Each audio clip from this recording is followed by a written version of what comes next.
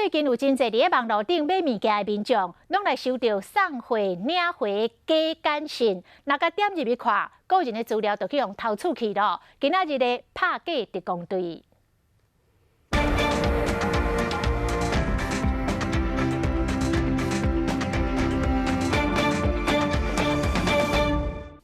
手机有收到通知，写讲高价送货日期，请确认地址，后标真长的网址。最近有真侪人拢收到这款的通知。疫情期间，伫网络买物件真时行，好人就是讲可能是买物件到啊，就咧点入去，这一个点就落入诈骗的陷阱啊！ 若是你用的是安卓手机啊，点入去了后，伊会爱你更新上新的 Chrome 版本，下载名叫做 Chrome 点 APK 档案，下载好了后，手机就会自动发简讯给你的朋友。 在不经过你同意的情况之下，大量发送简讯到其他人手机上面，然后会导致其他人就上当受骗。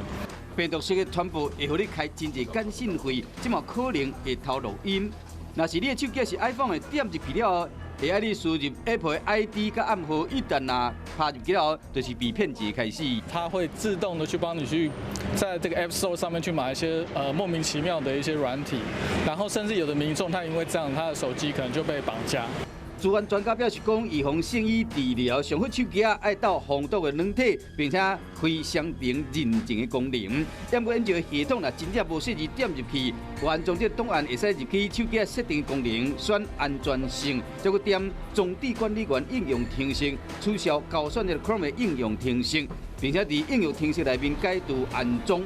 iOS 用户爱随改密码暗号，并且开双重认证，有金钱上的损失，爱甲警方报案。 入境时替3年单家电信业者解说，安尼才有证据，以免造成无必要的损失。